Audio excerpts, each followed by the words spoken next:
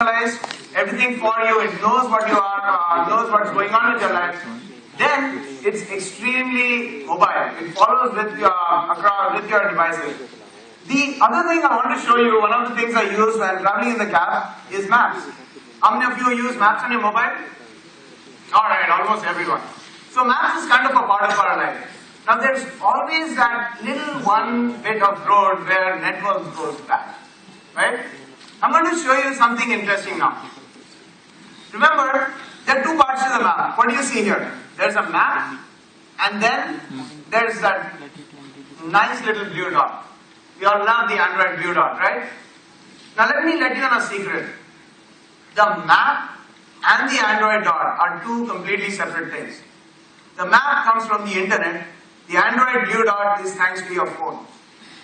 Remember that very clearly. I'm going to repeat it again. The map comes from the internet. The Android blue dot is part of your phone. If you had the map offline, your blue dot would still work. That's what we have given you today. So we recently launched offline maps for Google Maps on mobile. Here's how you do it. You click menu. You have this option called Make Available Offline. You can take any viewport, make it available offline.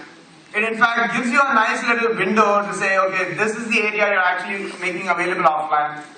You can zoom in, zoom out. It estimates the amount of space it's going to take. So this is about 1 meg. Let's say I take all of Bangalore and neighboring areas, estimated size 9 MB. Let's zoom in and say, okay, done. What it also does is, so it starts saving this offline map. And that's available to you even if your network connectivity drops. What's even more amazing is it also takes your starred places with you. So these starred places, so when you're online, let's say you say Niman's Convention Center. I'm at home, let's say for some reason I ran out of my limit on my data plan.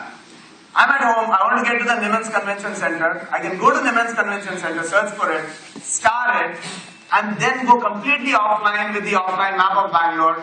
I will have the blue dot, I will have the Niman's Convention Center map, and I can follow the dot and get there.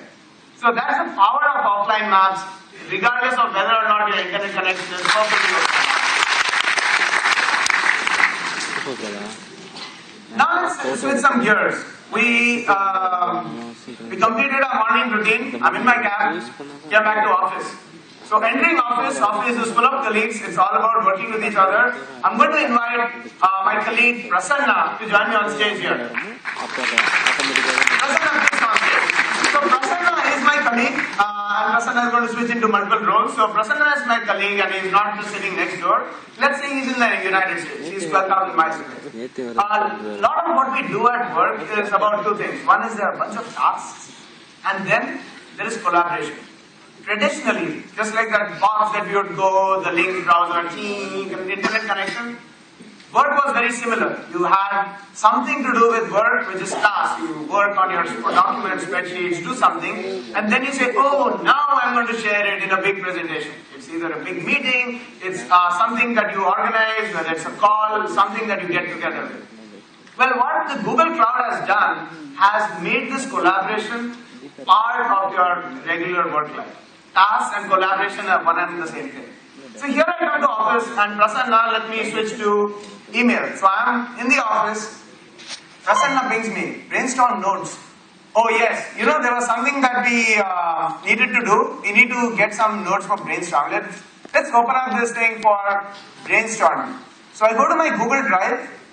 I can create spreadsheet, presentation, document, just about everything. By the way, all of several thousands of companies, hundreds of thousands of companies actually run on this.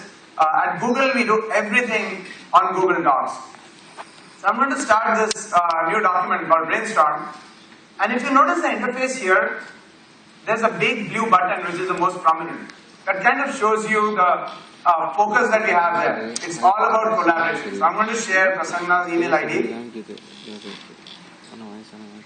And both of us are going to be collaborating on this doc. So let's say I'm going to brainstorm some ideas. So just to make it very clear for you, I'm going to type in here below. This auditorium in the cloud. Oh, can we take this auditorium in the cloud? Any more crazy ideas? Let's get rickshaws to charge correctly. Or that. Or let's say something more basic. Find a rickshaw. Or maybe teleportation. All this is good. We are all working simultaneously together. You see, Prasanna has joined in. He started typing. You can actually chat with him. I can also put a bunch of comments. I said, hey Prasanna, cure for cancer. Maybe someday, but really we are a tech company. And we can actually go back and forth on comments, not the people who are editing the doc, but also people who can be separate and commenting. Now there is one thing. Alright, Prasanna, he always pulls my leg, and that's the fun culture we have there. But what we're going to do is, let's say I'm boarding a flight, and I'm about to board my plane. What's going to happen? A geek's worst fear come true. No internet. Right? That's like, ghosts. When I look at my kid, I think when he's going to grow up, he's probably like, ghosts, no problem. More demons, dragons, fire, no problem at all. Murderers, machine guns, no problem at all. Internet gone, oh my god, what happened? So that's the world we live in today, and I'm going to make that nightmare come true. So if you see me kind of shaking or something, it's just because the internet is going to go. So I've wired this laptop, and I'm going to actually pull the plug off. So what you have is on the left hand side, I have my document here. I'm going to continue putting in my thoughts. So some thoughts when I was offline, have internet in planes, and that's possible. So that's even very common today. Especially when you go to the US, you always assume that's there. Prasanna is typing his own things there. So we are both editing this doc. Let's say get organic dogs. What in the world that means? I remember seeing organic eggs. And what that organic eggs meant was the chicken was free, cage free, and was all over. So let's get back. So my flight lands, and I connect back up. And what's going to happen now is it automatically detects the connection. Everything that Prasanna did appears on my document. Everything that I did appears on Prasanna's document. And you see that thing updating? This is catching up to what happened when we were offline. And boom, we are back in sync. We continue work as this. Nothing happened. When you're with the Google Cloud, collaboration takes a new meaning. You really want to get on to a level where you don't have to think about collaboration. It's not something that you consciously do, it just happens. Another thing about work, and one of the things I really hate is filing expense reports. How many of you hate expense reports? Alright, a lot of you like me, great. So, the biggest pain in expense report, if you really analyze the steps of the expense report, the problem is you don't find the receipt. So especially when you go abroad, and let's say you go to Spain, and when I went to Spain, I have this taxi receipt, and now I see $90 on my credit card.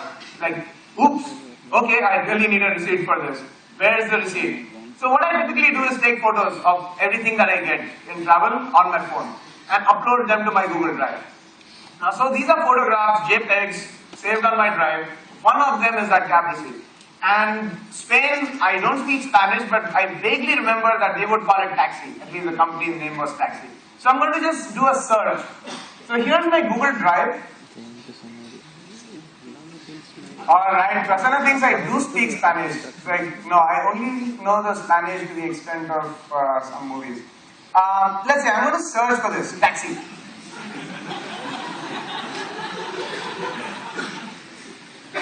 Prasanna, don't spill out any beans there.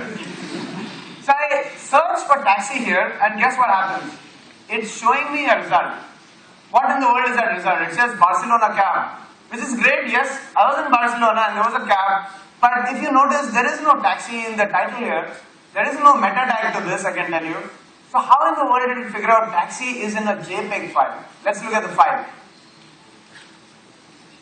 It's an image. It's an image. It did a search on an image. Guess where the word taxi is? Look at this little thing here.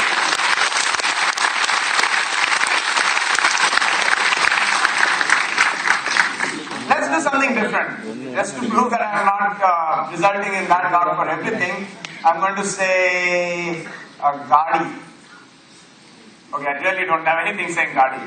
Let's go back to the image, find something different. The institute. I don't know if that's the right pronunciation, but I can see the spelling here. Let's try that. Institute. There you go. Barcelona capital. So all of the dots, all of the images that you throw in there, we are moving from text search possible within documents to text search possible within even images. And that's the moment you have it in your Google Drive. Google Drive is a hard drive that's kind of part of you. How can you not search in there? Why is it out of bounds? So we're making that possible. That gives you a glimpse of, you're starting with the personalization at home, at work, through your life. It's getting weaved into your fabric during your personal course. Now we're starting to weave it into the fabric of your work life. And documents, images are so commonplace today, whether it's tax receipts. How many of you trying to find that Form 16A that sometimes is? Right? Take an image, save it,